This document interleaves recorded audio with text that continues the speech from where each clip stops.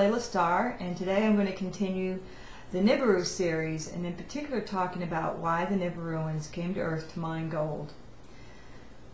What I'm going to share with you is based on their perspective as they've explained it to me, and of course, you know, I think they deserve to be heard. There's a lot of information written about the Nibiruans, the people of the 12th planet. Noted scholars, Rhodes scholars such as Zecharia Sitchin have written a whole series of books on the subject of the Nibiruans, and he's based his information on texts that were written over 5,000 years ago in ancient Mesopotamia, and he's one of the few people who can translate those texts. But even though some of that is accurate, it's not the whole story. And as the Nibiruans explained to me, what was given to us 5,000 years ago and written down was based on events that occurred, or their activities, which occurred between 200 and 480,000 years ago.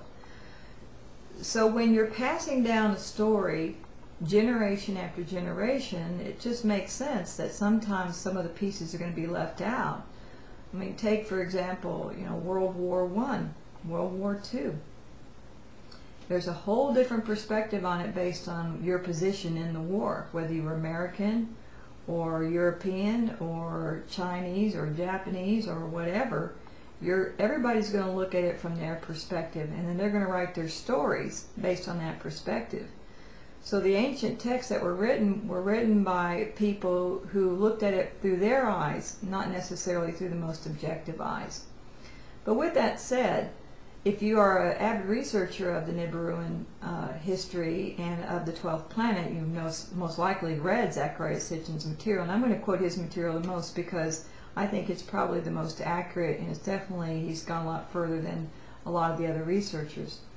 Now, what is being put out there is that these Nibiruans came to Earth to mine gold, and they created a slave race to do it, and that they're just coming back around to keep us enslaved. Well, okay, I guess that is one perspective.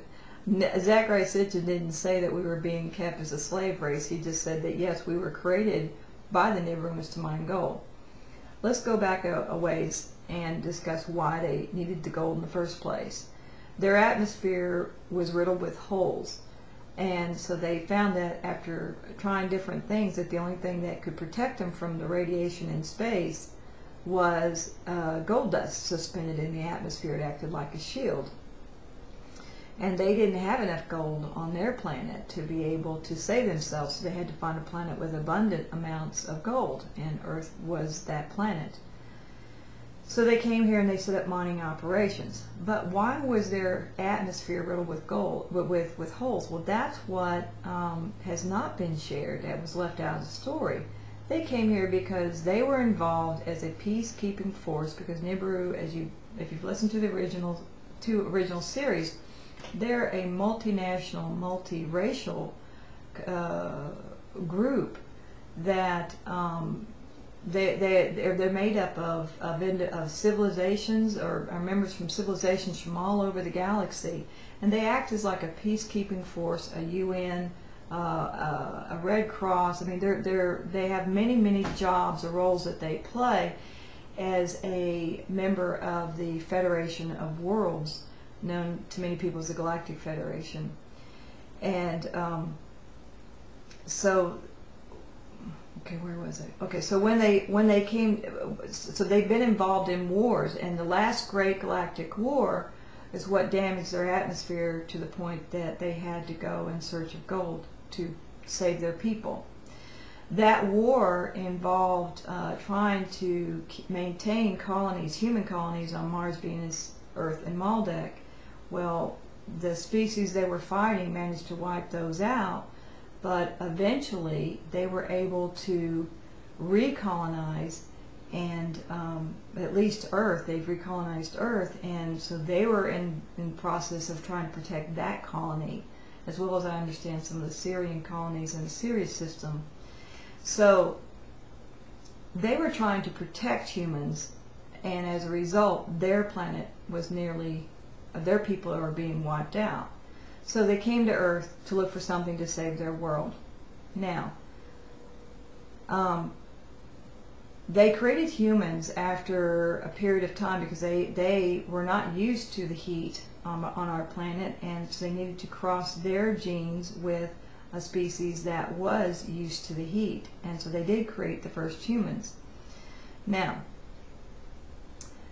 when they create a species, as they explained to me, and they've done this many times for different worlds because they have extensive laboratories and geneticists on their world that can create a new species, and just like when we choose to have children, we always have a need that we're fulfilling, even if we recognize it or not. We always do everything based on a need. We create to satisfy a need.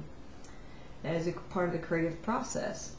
So they created us, and when they did, they realized that they are now a parent race to us, and therefore it's their responsibility to take care of us until we reach spiritual maturity and technological maturity enough to be able to stand on our own as a member of the galactic community. So that would be hundreds of thousands of years in the future. So when they created us, it wasn't a mindless act or just for gold. They thought about the consequences of this, some more than others. There's been a lot of talk about the conflict between Enlil and Enki. Well, they just saw how to raise or how to, handle this responsibility differently. And I'm not going to get into that today. But the point is that they have been with us. They have continued to send people to us to keep us on the path, so to speak, to where we are now at a point where they can give us back all 12 strands of our DNA and prepare us to enter the galactic community, basically graduate us from college. You don't do that to a slave race. You do that to those that you really feel responsible for, and that is their perspective.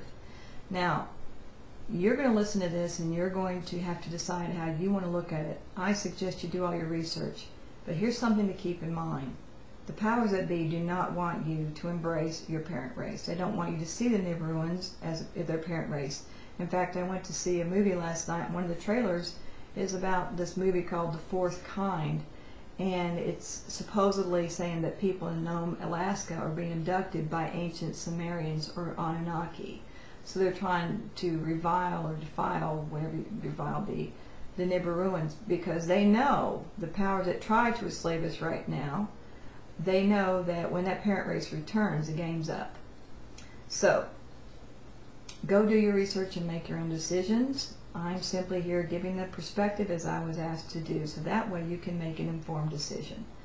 Until next week, I'm Jelaila Starr. Take care.